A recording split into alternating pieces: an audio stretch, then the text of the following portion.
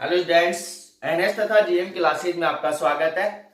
इससे पहले वाली क्लास के अंदर हमने 11वां चैप्टर जो किरण प्रकाशिकी था वो कंप्लीट कर लिया था। तो 11वें चैप्टर के अंदर या किरण प्रकाशिकी के अंदर किसी भी भैया बहना को किसी भी टॉपिक में कोई प्रॉब्लम है तो आप कमेंट्स करके या व्हाट्सएप पे मैसेज करके बता सकते हैं। उस टॉपिक को दोबारा से समझा दिया जाएगा। तो अब इससे अगले वाला जो चैप्टर है वो चैप्टर आपके पास में 12वां चैप्टर और वो है आपके पास नेचर ऑफ लाइट, प्रकाश की प्रकृति। तो 12वें चैप्टर के अंदर हम प्रकाश की प्रकृति के बारे में क्या करेंगे, अध्ययन करेंगे। तो प्रकाश की प्रकृति के अंदर आपके पास में जो फर्स्ट पॉइंट है वो पॉइंट आपके पास में तरंग प्रकाशिकी।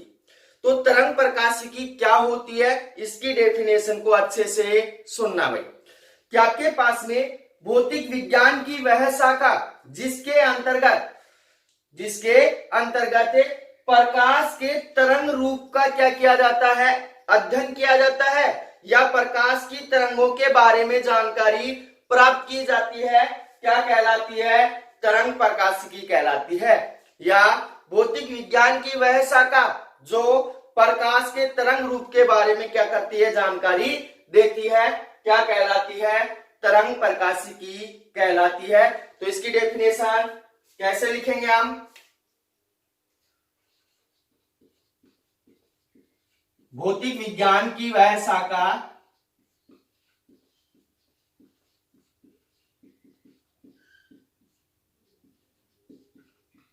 जिसके द्वारा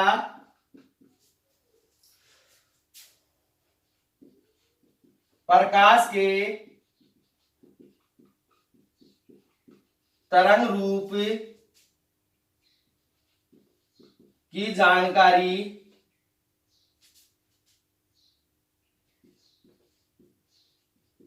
प्राप्त होती है। भौतिक विज्ञान की वह शाखा जिसके द्वारा प्रकाश के तरंग रूप की जानकारी प्राप्त होती है, तरंग प्रकाशिकी कहलाती है। तरंग प्रकाशिकी कहलाती है। अब आपके पास में इसको अच्छे से समझना कि आपके पास में तरंग प्रकाशिकी के बारे में अलग अलग वैज्ञानिकों के अलग अलग मत हैं और इनमें से कुछ मत निम्न प्रकार से हैं कि आपके पास में अलग अलग वैज्ञानिकों ने अलग अलग कौन कौन से मत दिए हैं, इनके बारे में हम क्या करेंगे, अध्ययन करेंगे। क्योंकि किसी ने कहा है कि प्रकाश की जो प्रकृति है वो आपके पास में कैसी है, कणीय प्रकृति है, और किसी ने कहा है कि जो प्रकाश की प्रकृति है वो कैसी प्रकृति है, विद्युत चुंबकीय प्रकृति है, और किसी ने कहा है कि जो प्रकाश की प्रकृति है एक फोटोन के समान है। तो इन सब के बारे में हम क्या करेंगे, अध्ययन करेंगे। तो नीचे क्या लिखेंगे, प्रकाश की प्रकृति के बारे में अलग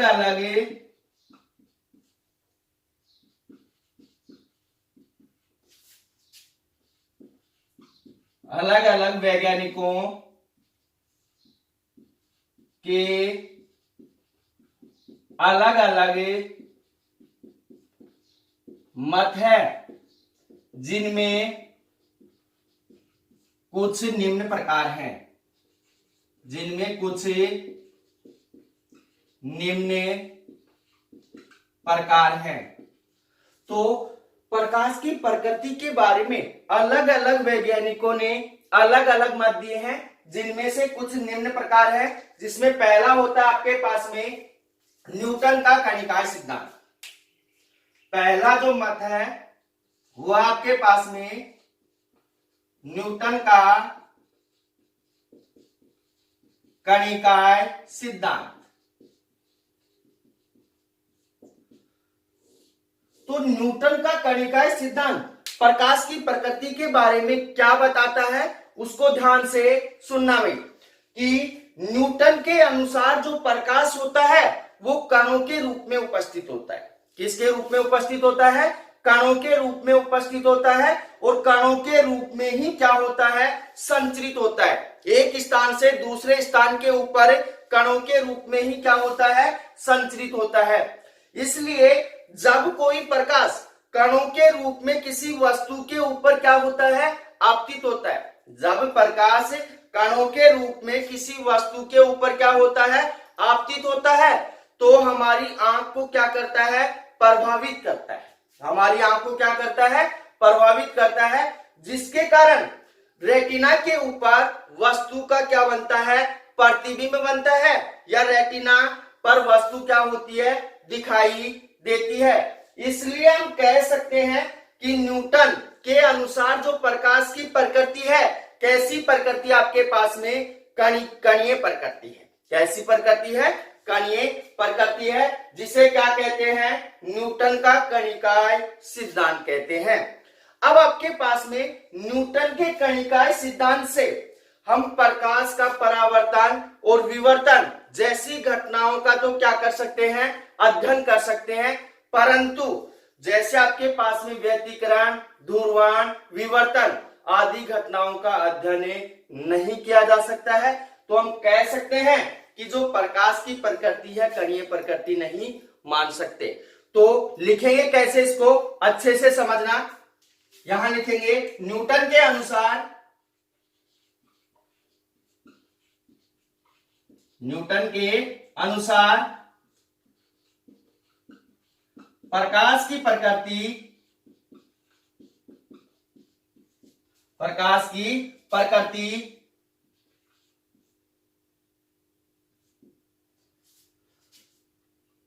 या प्रकाश कणों के रूप में उपस्थित होता है, ऐसे लिख सकते हो। न्यूटन के अनुसार प्रकाश कणों के रूप में उपस्थित होता है तथा कणों के रूप में ही संचरित होता है, तथा कणों के रूप में ही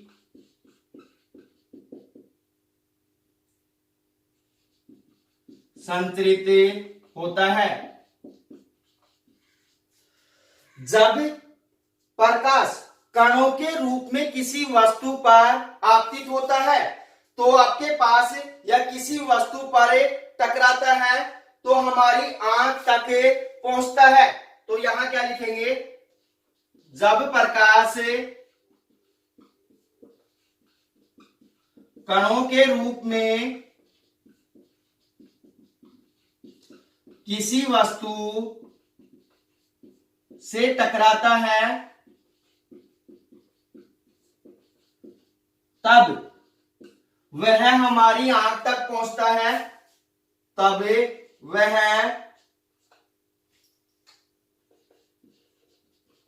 हमारी आंख तक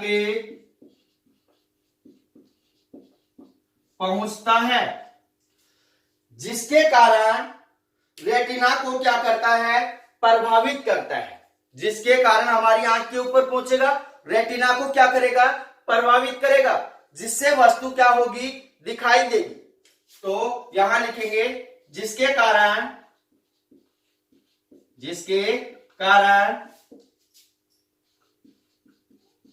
रेटिना को प्रभावित करता है और वस्तु दिखाई देती है, और वस्तु दिखाई देती है,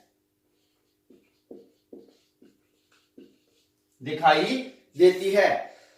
अतः प्रकाश की जो प्रकृति है, कैसी प्रकृति है? कणीय प्रकृति है। किसके अनुसार? न्यूटन के अनुसार। इसलिए हम यहां लिखेंगे, इसलिए न्यूटन के अनुसार प्रकाश की प्रकृति कैसी है? कणीय प्रकृति है। तो यहां पे आप लिख सकते हैं, इसलिए न्यूटन के अनुसार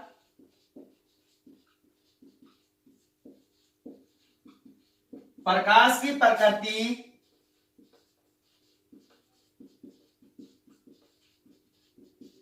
कणीय प्रकृति है, कणीय प्रकृति है। तो अब आपके पास में कणीय प्रकृति की सहायता से प्रकाश के परावर्तन और विवर्तन जैसी घटनाओं का क्या कर सकते हैं, हम अध्ययन कर सकते हैं, परंतु ध्रुवण, व्यतिकरण तथा विवर्तन जैसी घटनाओं का अध्ययन नहीं किया जा सकता है। तो यहां पे लिखेंगे कणीय प्रकृति के अनुसार या कणीय प्रकृति के द्वारा प्रकाश के परावर्तन, अपवर्तन जैसी घटनाओं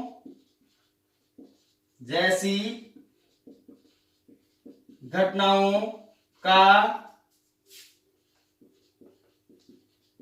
अध्ययन किया जा सकता है, अध्ययन किया जा सकता है, परंतु व्यतिकरण, विवर्तन तथा ध्रुवण जैसी घटनाओं का अध्ययन नहीं किया जा सकता। तो यहां लिखेंगे परंतु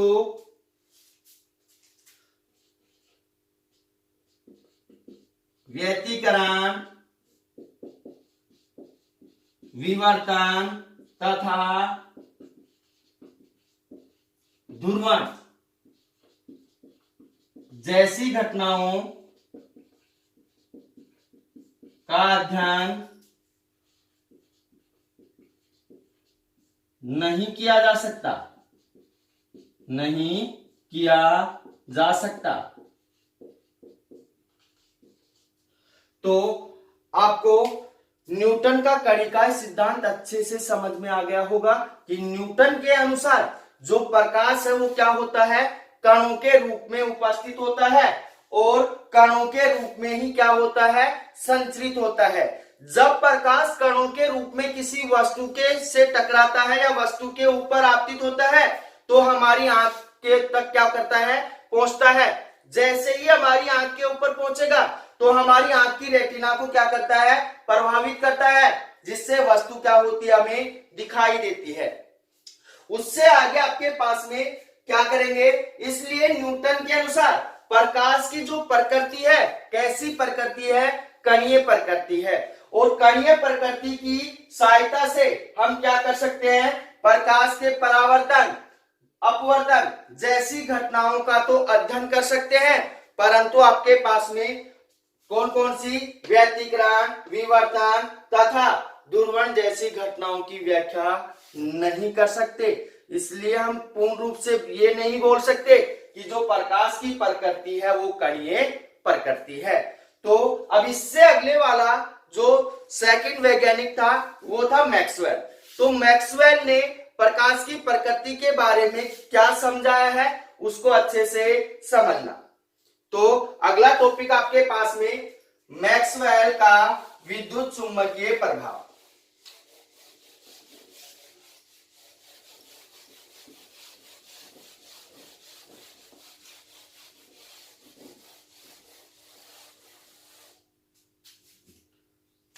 सेकंड आपके पास में मैक्सवेल का विद्युत चुंबकीय प्रभाव, विद्युत चुंबकीय प्रभाव। तो मैक्सवेल का विद्युत चुंबकीय प्रभाव क्या कहता है उसको अच्छे से समझना में। तो मैक्सवेल के अनुसार जो प्रकाश की प्रकृति है विद्युत चुंबकीय तरंगों के रूप में होती है। मैक्सवेल के अनुसार जो प्रकाश की प्रकृति है वो विद्युत चुंबकीय तरंगों के रूप में होती है और विद्युत चुंबकीय तरंगों के रूप में ही क्या होती है, संचरित होती है। और विद्युत चुंबकीय तरंगों को संचित होने के लिए किसी माध्यम की आवश्यकता नहीं होती है। इसलिए मैक्सवेल ने क्या कहा है कि जो प्रकाश की प्रकृति है वो कैसी है, विद्युत चुम्बकीय प्रकृति है। परंतु आपके पास में विद्युत चुम्बकीय प्रकृति की सहायता से व्यतिकरण, ध्रुवण तथा विवर्तन जैसी घटनाओं की तो व्याख्या कर सकते हैं, परंतु प्रकाश विद्युत प्रभाव तथा रमन प्रभाव जैसी घटनाओं की व्याख्या नहीं की जा सकती। इसलिए मैक्सवेल के जो विद्युत चुम्बकीय प्रकृति है इसको भी पूर्ण रूप से सही नहीं माना गया है। तो इसको लिखेंगे कैसे, उसको अच्छे से समझना कि मैक्सवेल के अनुसार प्रकाश विद्युत चुम्बकीय तरंगों के रूप में होता है। यहां लिखेंगे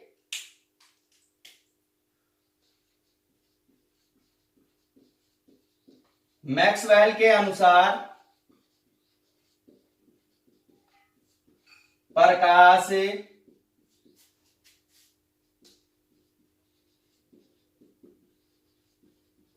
विद्युत चुम्बकीय तरंगों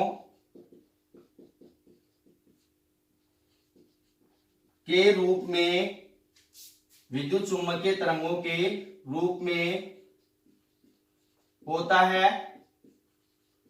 तथा विद्युत चुम्बकीय तरंगों के रूप में ही संचरित होता है तथा विद्युत चुम्बकीय तरंगों के रूप में ही संचरित होता है,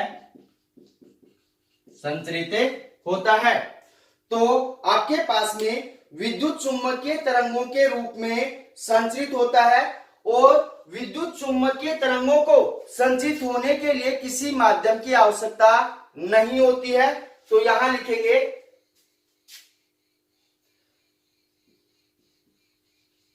विद्युत चुम्बकीय तरंगों को संचरित होने के लिए, संचरित होने के लिए किसी माध्यम की आवश्यकता, किसी माध्यम की आवश्यकता नहीं होती है, नहीं होती है। और आपके पास में विद्युत चुम्बकीय जो प्रकृति है इसके अंदर विद्युत क्षेत्र और चुंबकीय क्षेत्र दोनों के घटक क्या होते हैं, उपस्थित होते हैं। विद्युत क्षेत्र समझा रखा है आपको, चुंबकीय क्षेत्र भी आपको समझा रखा है। तो विद्युत क्षेत्र और चुंबकीय क्षेत्र दोनों के घटक क्या होते हैं, उपस्थित होते हैं। तो क्या लिखेंगे इसके अंदर कि आपके पास में विद्युत इसमें विद्युत क्षेत्र और चुंबकीय क्षेत्र दोनों क्या होते हैं, दोनों के घटक उपस्थित होते हैं। तो यहां लिखेंगे इसमें विद्युत क्षेत्र तथा चुंबकीय क्षेत्र दोनों के घटक उपस्थित होते हैं, दोनों के घटक उपस्थित होते हैं। अब आपके पास में इसके अंदर विद्युत क्षेत्र और चुंबकीय क्षेत्र दोनों के घटक क्या होते हैं, उपस्थित होते हैं। अतः प्रकाश की जो प्रकृति है विद्युत चुंबकीय प्रकृति होती है। किसके अनुसार, मैक्सवेल के अनुसार। तो यहां लिख सकते हैं अतः प्रकाश की प्रकृति विद्युत चुंबकीय प्रकृति होती है, विद्युत चुंबकीय प्रकृति होती है, विद्युत चुंबकीय प्रकृति होती है। अब इससे आगे अच्छे से समझना कि आपके पास में विद्युत चुंबकीय प्रकृति के आधार पर प्रकाश के व्यतिकरण, विवर्तन तथा ध्रुवण जैसी घटनाओं को समझाया जा सकता है, परंतु प्रकाश के विद्युत प्रभाव और रमन प्रभाव, ये अगले चैप्टर में आएंगे कि प्रकाश का विद्युत प्रभाव और रमन प्रभाव क्या होता है, इसको हम आगे पढ़ेंगे। तो अब इसके अंदर हम क्या लिखेंगे कि विद्युत चुम्बकीय प्रकृति के आधार पर प्रकाश के व्यतिकरण, विवर्तन तथा ध्रुवण जैसी घटनाओं को समझाया जा सकता है। तो यहां लिखेंगे विद्युत चुम्बकीय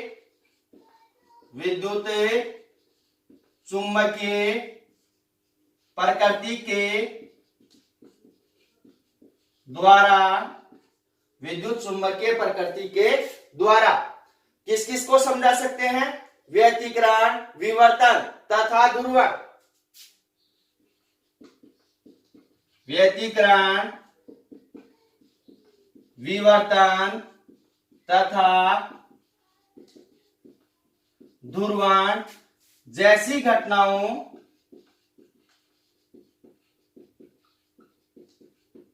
को समझाया जा सकता है, समझाया जा सकता है, परंतु प्रकाश विद्युत प्रभाव तथा रमन प्रभाव जैसी घटनाओं को नहीं समझाया जा सकता। परंतु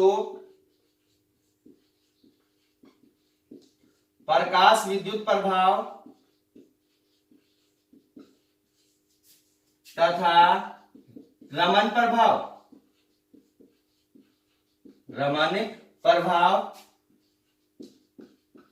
जैसी घटनाओं को नहीं समझाया जा सकता, नहीं समझाया जा सकता। इसलिए आपके पास में जो प्रकाश की प्रकृति है वो पूर्ण रूप से विद्युत चुम्बकीय प्रकृति नहीं कह सकते हैं। तो मैक्सवेल का विद्युत चुम्बकीय प्रभाव आपको समझ में आया होगा कि मैक्सवेल के अनुसार जो प्रकाश की प्रकृति है कैसी है, विद्युत चुम्बकीय प्रकृति है, और जो प्रकाश होता है विद्युत चुम्बकीय तरंगों के रूप में ही क्या होता है, संचरित होता है। तो अब उससे आगे आपके पास में विद्युत चुम्बकीय तरंगों के रूप में संचित होने के लिए किसी भी माध्यम की आवश्यकता नहीं होती है।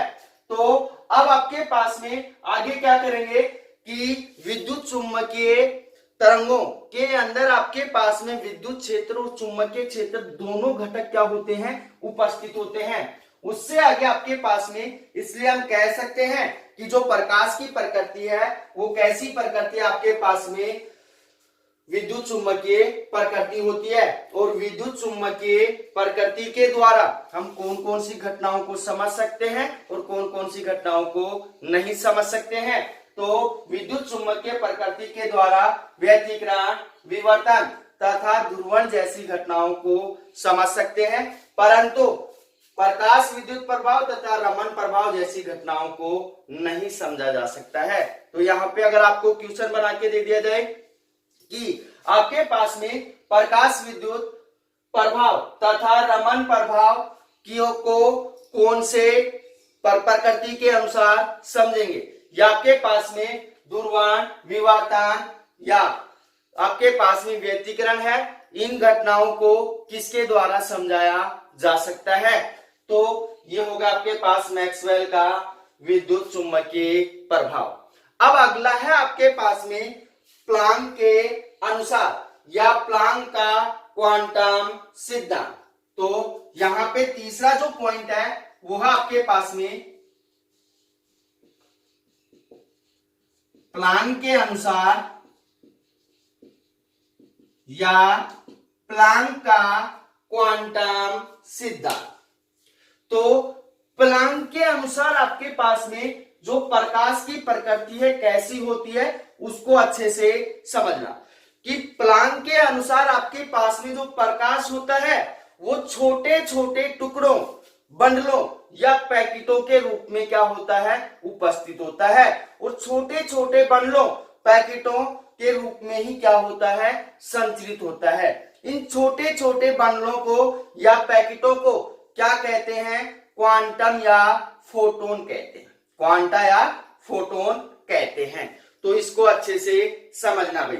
लिखेंगे कैसे इसको कि प्लैंक के अनुसार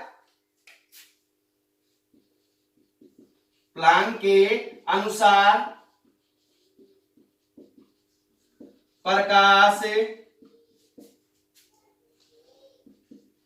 छोटे छोटे बंडलों या पैकेटों या टुकड़े भी बोल सकते हैं, छोटे छोटे पैकेटों, बंडलों या टुकड़ों के रूप में उपस्थित होता है, के रूप में उपस्थित होता है तथा छोटे छोटे पैकेटों के रूप में ही क्या होता है, संचित होता है तथा छोटे छोटे पैकेटों के रूप में ही संचरित होता है, संचरित होता है। इन छोटे छोटे बंडलों को क्या कहते हैं, फोटोन या क्वांटा कहते हैं। इन छोटे छोटे बंडलों को फोटोन या क्वांटा कहते हैं। तो अगर आपसे डेफिनेशन पूछ ली जाए कि फोटोन या क्वांटा किसे कहते हैं, तो प्लैंक के अनुसार जो प्रकाश होता है छोटे छोटे टुकड़ों के रूप में होता है। इन छोटे छोटे टुकड़ों को क्या कहते हैं, फोटोन या क्वांटा कहते हैं। तो इससे आगे आपके पास में अच्छे से समझना कि आपके पास में इन छोटे छोटे टुकड़ों या फोटोन या क्वांटा के द्वारा हम प्रकाश के विद्युत प्रभाव और रमन प्रभाव जैसी घटनाओं को क्या कर सकते हैं, समझ सकते हैं। तो आपके पास इससे आगे क्या लिखेंगे कि इसके आधार पर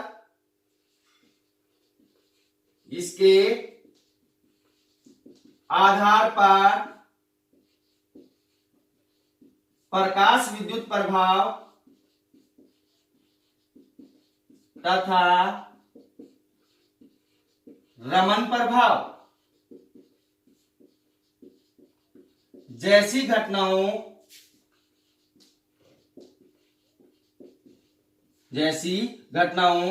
को समझाया जा सकता है। तो इससे आगे हमने लिख दिया कि आपके पास में इसके आधार पर प्रकाश विद्युत प्रभाव और रमन प्रभाव जैसी घटनाओं को समझाया जा सकता है या इन घटनाओं की व्याख्या की जा सकती है।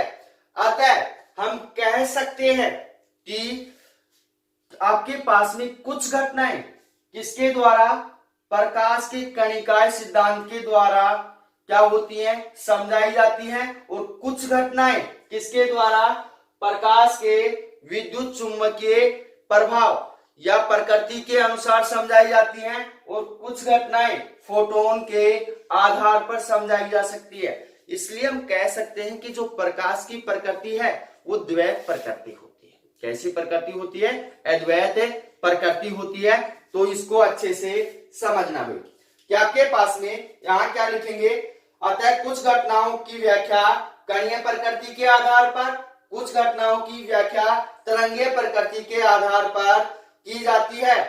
इसलिए कहा जा सकता है कि प्रकाश की जो प्रकृति है वो कैसी होती है, अद्वैत प्रकृति होती है। तो यहां लिखेंगे अतः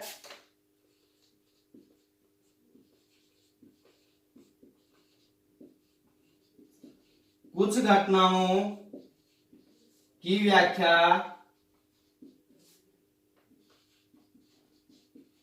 कणीय प्रकृति तथा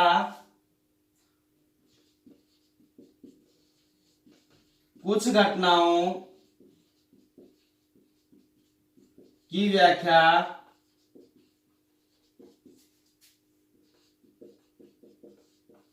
तरंगीय प्रकृति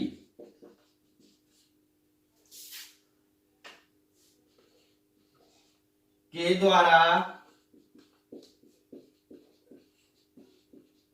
समझाई जाती हैं। इसलिए प्रकाश की प्रकृति अद्वैत प्रकृति होती है। इसलिए प्रकाश की प्रकृति अद्वैत प्रकृति होती है। अद्वैत प्रकृति होती है। तो 3 मैंने आपको पढ़ा दिया है। पहला है आपके पास में न्यूटन का कणिकाय सिद्धांत, दूसरा आपके पास में मैक्सवेल का विद्युत चुंबकीय प्रभाव, और तीसरा आपके पास में प्लांक का क्वांटम सिद्धांत या प्लांक के अनुसार। तो तीनों को अच्छे से समझ लेना भाई। उससे आगे आपके पास में अगला टॉपिक है तरंगाग्र। तो अब आपके पास में इससे आगे जितने भी टॉपिक आएंगे प्रत्येक टॉपिक को अच्छे से समझना है। आपके पास में अभी तक तो आपने ये समझा है कि प्रकाश की प्रकृति कैसी हो सकती है। तो प्रकाश की प्रकृति कैसी होती है? अद्वैत प्रकृति होती है। अब इससे आगे आपके पास में अच्छे से आपको समझना है कि कौन कौन से टॉपिक आएंगे और प्रत्येक टॉपिक को अच्छे से आपको समझना है।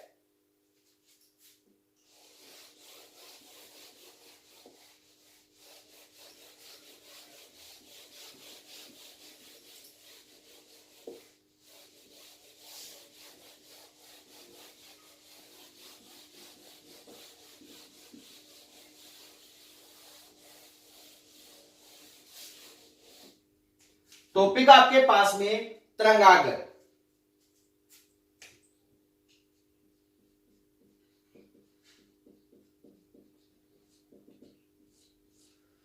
तरंगाग्र किसे कहते हैं तो उसको अच्छे से समझना भाई। कि आपके पास में किसी प्रकाश स्रोत के चारों, मान लिया आपके पास में कोई प्रकाश स्रोत है, उस प्रकाश स्रोत के चारों ओर वह काल्पनिक क्षेत्र या पृष्ठ जिस पर सभी कण क्या होते हैं? समान कला में होते हैं, उसे क्या कहते हैं?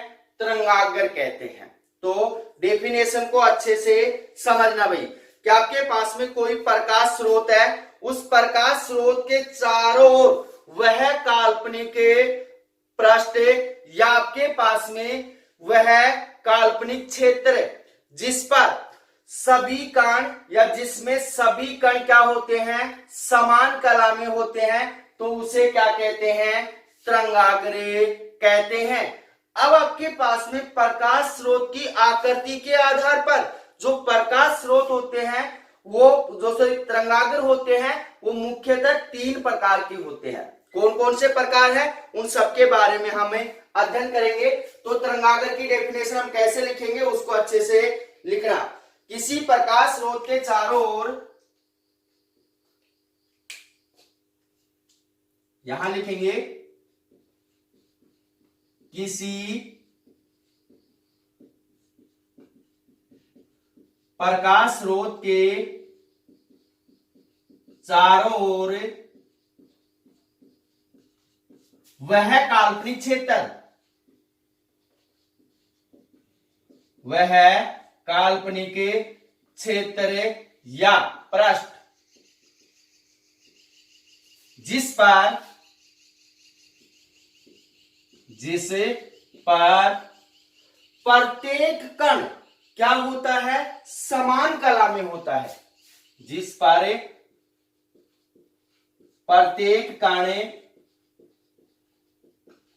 समान कला में होता है,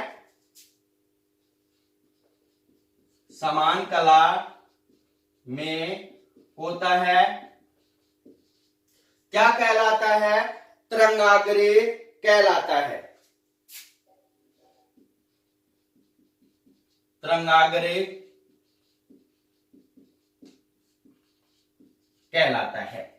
अब आपके पास में तरंगागर की डेफिनेशन तो आपको समझ में आई गई होगी कि आपके पास में किसी प्रकाश स्रोत के चारों ओर वह काल्पनिक पृष्ठ या आपके पास में क्षेत्र जिसमें प्रत्येक कण क्या होता है, समान कला में होता है, उनके मध्य कला क्या रहती है, समान रहती है, तो उसे क्या कहते हैं, तरंगाग्र।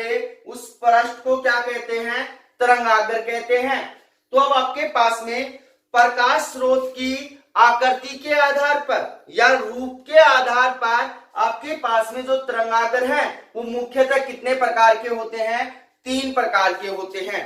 तो उसको अच्छे से समझना भाई। यहां पे आप लिख सकते हो प्रकाश स्रोत की आकृति, प्रकाश स्रोत की आकृति के आधार पर तरंगाग्र मुख्यतः 3 प्रकार के होते हैं, मुख्यतः 3 प्रकार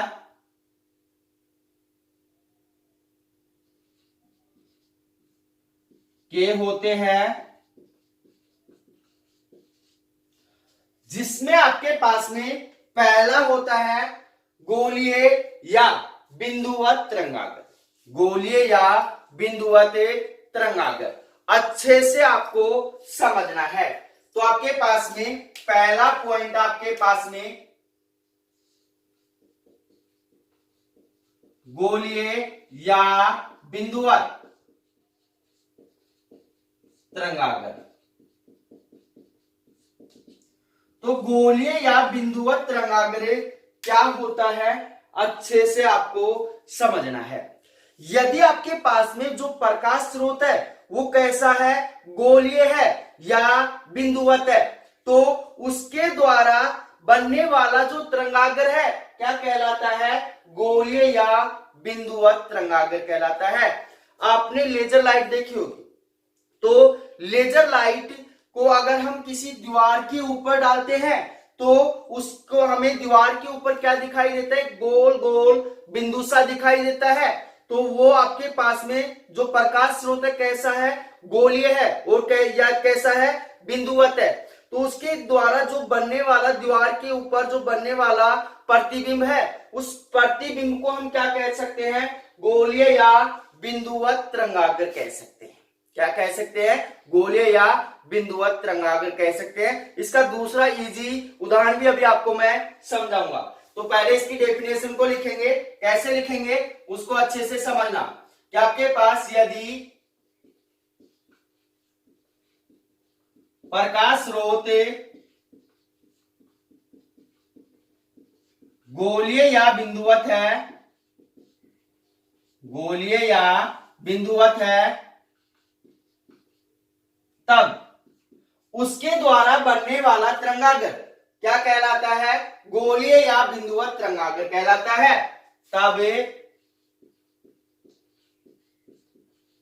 उसके द्वारा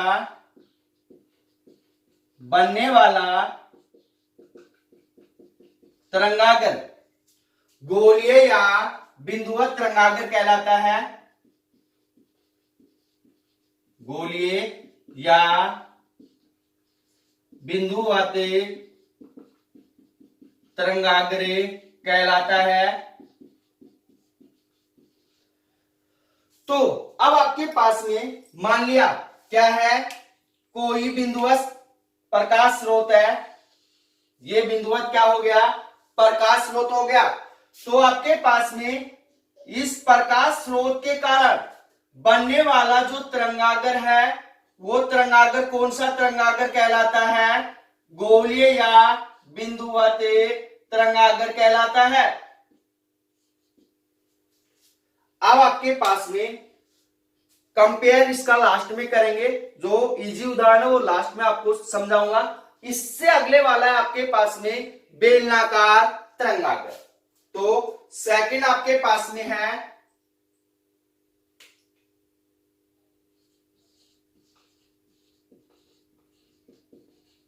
बेलनाकार तरंगागर। तो बेलनाकार तरंगागर क्या होगा? अभी आपने गोलीय बिंदुवत तरंगागर की डेफिनेशन पढ़ी है, तो बेलनाकार तरंगागर की डेफिनेशन आप स्वतः ही बना सकते हैं। यदि आपके पास में प्रकाश स्रोत कैसा है? बेलनाकार है, तो उसके द्वारा बनने वाला जो तरंगागर होगा कैसा होगा? बेलनाकार तरंगागर होगा। तो आपके पास में यहां पे क्या लिखेंगे? यदि प्रकाश स्रोत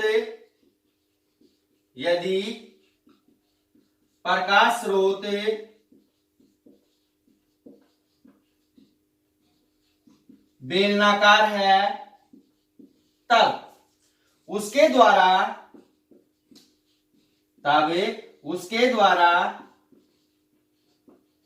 बनने वाला तरंगागर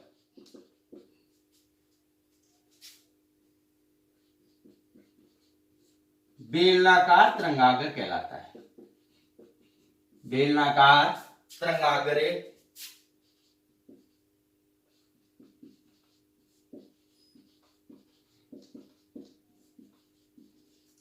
तरंगागर कहलाता है। जैसे आपके पास में कोई प्रकाश स्रोत है और ये प्रकाश स्रोत कैसा है? बेलनाकार है।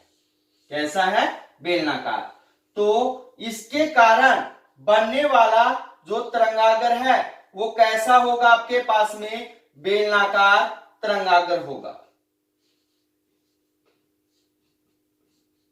कैसा होगा? बेलनाकार तरंगागर। तो अब आपके पास में बिंदुवत या गोलीय तरंगागर और बेलनाकार तरंगागर के बारे में क्या करते हैं? जानकारी अच्छे से प्राप्त करते हैं। कि आपके पास मान लिया कोई टॉर्च है। क्या है? टॉर्च है, और टॉर्च को हम जलाते हैं और दीवार के पास में सटा के रख देते हैं। जलाकर उसको दीवार के पास में बिल्कुल सटाकर रख देते हैं, तो आपके पास में दीवार के ऊपर एक बिल्कुल गोल क्या होता है? बिल्कुल गोल क्या बनता है? कि तरंगागर बनता है। जब टॉर्च को बिल्कुल दीवार के पास में सटा के रखेंगे तो दीवार के ऊपर एक क्या बनता है? गोल तरंगागर बनता है, जिसे क्या कहते हैं? गोलीय या बिंदुवत तरंगागर कहते हैं। उससे आगे आपके पास में अगर हम टॉर्च को धीरे धीरे क्या करते हैं? उससे दूर करते हैं, तो आपके पास में एक लंबा बेलनाकार क्या बनता है? तरंगागर बनता है। तो आपके पास में वो जो लंबा तरंगागर है वो कौन सा तरंगागर आपके पास में? बेलनाकार तरंगागर है। कैसा तरंगागर है? बेलनाकार तरंगागर है। अब इससे अगले वाला जो तरंगागर है वो है आपके पास में समतल तरंगागर। तो तीसरा है आपके पास में समतल तरंगागर। तो समतल तरंगागर किसे कहते हैं? तो इसको अच्छे से, इस डेफिनेशन को अच्छे से समझना भाई, कि जब आपके पास में बेलनाकार या बिंदुवत या गोलीय तरंगागर या प्रकाश स्रोत को बहुत अधिक दूरी के ऊपर रखा जाता है। क्या किया जाता है? बहुत अधिक दूरी के ऊपर रखा जाता है। आपके पास में मान लीजिए बिंदुवत है और ये क्या है? बेलनाकार प्रकाश स्रोत है। इनको क्या करते हैं? पर्दे से बहुत अधिक दूरी के ऊपर रखते हैं, तो पर्दे के ऊपर बहुत बड़ा क्या बनता है? तरंगागर बनता है। ये संभव बात है। अब टॉर्च को हम जैसे जैसे दीवार से दूर लेकर जाते हैं, तो जो दीवार के ऊपर बनने वाला जो प्रतिबिंब है या तरंगागर है वो धीरे धीरे क्या होने लगता है? बढ़ने लगता है। तो आपके पास में जैसे ही बिंदुवत या गोलीय तरंगागर तथा बेलनाकार तरंगागर को काफी अधिक दूरी के ऊपर रखा जाता है, तो बनने वाला जो तरंगागर है वो क्या होता है? बहुत बड़ा होता है, और उसका एक भाग कैसा होता है? समतल होता है। उसके अंदर काफी सारे समतल हम निकाल सकते हैं। बड़ा भाग है आपके पास में, तो उसमें से काटकर हम समतल काफी सारे निकाल सकते हैं। तो इसकी डेफिनेशन हम कैसे लिखेंगे उसको अच्छे से समझना, कि आपके पास में जब बिंदुवत या बेलनाकार प्रकाश स्रोत बहुत अधिक दूरी के ऊपर स्थित होता है, यहां पे लिखेंगे जब बिंदुवत तथा बेलनाकार प्रकाश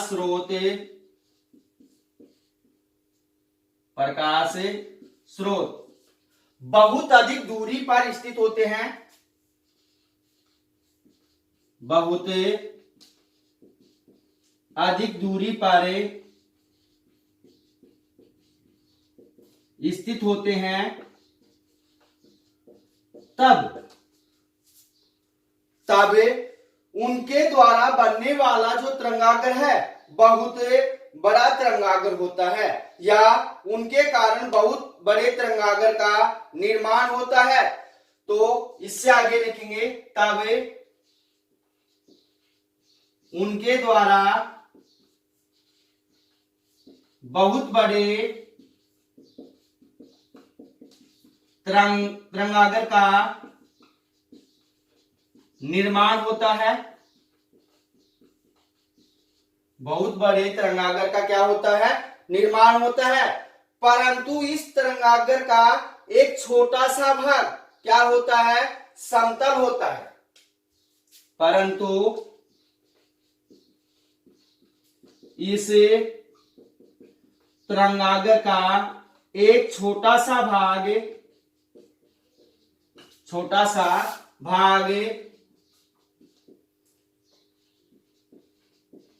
समतल होता है, जिसे समतल तरंगाग्र कहते हैं, जिसे समतल तरंगाग्र कहते हैं। तो अभी उदाहरण मैंने आपको समझाया है। यदि आपके पास में बिंदुवत या बेलनाकार जो प्रकाश स्रोत है उसको काफी दूरी के ऊपर रखा जाता है, तो बनने वाला जो तरंगाग्र वो क्या हो जाता है, बड़ा होता है, और उस बड़े तरंगाग्र का एक छोटा सा भाग क्या होता है, समतल होता है, जिसे क्या कहते हैं, समतल तरंगाग्र कहते हैं। जैसे आपके पास में ये हो गया भाई, ये कौन सा है आपके पास में, समतल तरंगाग्र। तो आपको तरंगाग्र अच्छे से समझ में आया होगा, तरंगाग्र किसे कहते हैं, और तरंगाग्र प्रकाश स्रोत की आकृति के आधार पर कितने प्रकार का होता है, 3 प्रकार का होता है, गोलीय या बिंदुवत तरंगाग्र, दूसरा आपके पास में बेलनाकार तरंगाग्र, तीसरा आपके पास में समतल तरंगाग्र। तो अब यहाँ पे तीनों का उदाहरण समझने के लिए साधारण सा बात करते हैं। टॉर्च लेते हैं, टॉर्च को जलाते हैं, जलाकर दीवार के साथ सटाकर क्या कर देते हैं, रख देते हैं। तो दीवार के ऊपर एक गोल या बिंदुवत तरंगाग्र बनता है। फिर उसके पश्चात टॉर्च को हम जैसे जैसे दीवार से क्या करते हैं, दूर हटाते हैं, कुछ दूरी के ऊपर रखते हैं, ज्यादा दूरी नहीं, कुछ दूरी के ऊपर रखते हैं, तो उसके कारण जो बनने वाला जो तरंगाग्र है वो कैसा तरंगाग्र आपके पास में, बेलनाकार तरंगाग्र है। थर्ड आपके पास में समतल तरंगाग्र। जब आपके पास में बिंदुवत या बेलनाकार तरंगाग्र को काफी अधिक, जब टॉर्च को हम क्या करेंगे, बहुत अधिक दूरी के ऊपर रख देंगे, तो दीवार के ऊपर जो बनने वाला जो तरंगाग्र है वो क्या होता है, काफी बड़ा होता है, बढ़ जाता है, फैल जाता है। तो बड़े तरंगाग्र का क्या होता है, निर्माण होता है, और बड़े तरंगाग्र के अंदर उसका एक छोटा सा भाग क्या होता है, समतल होता है। उस समतल को ही क्या कहते हैं, समतल तरंगाग्र कहते हैं। तो अब इससे आगे आपके पास में जो अगला टॉपिक है वो है आपके पास में हाइगेंस का तरंग सिद्धांत। तो हाइगेंस के तरंग सिद्धांत के बारे में हम कल पढ़ेंगे। तो अब यहाँ पे मैं आपको पीडीएफ सेंड नहीं करूंगा, क्योंकि सारी चीजें मैंने बोर्ड के ऊपर अच्छे से एक एक पॉइंट लिखवा दिया है, तो सारी चीजें आपको वीडियो से ही लिखनी पड़ेंगी, तो पीडीएफ आपको अवेलेबल नहीं होगी। तो किसी भी भैया बहना को 12वें चैप्टर के अंदर आज जितने टॉपिक पढ़ाए हैं, किसी भी टॉपिक के अंदर आपको प्रॉब्लम है तो आप कमेंट्स करके या व्हाट्सएप पे मैसेज करके बता सकते हैं, उस टॉपिक को दोबारा से अच्छे से समझा दिया जाएगा। तो अगर वीडियो पसंद आया है तो वीडियो को लाइक कीजिए, शेयर कीजिए तथा हमारे YouTube चैनल को सब्सक्राइब कीजिए। तो मिलते एक छोटे से ब्रेक के बाद, धन्यवाद।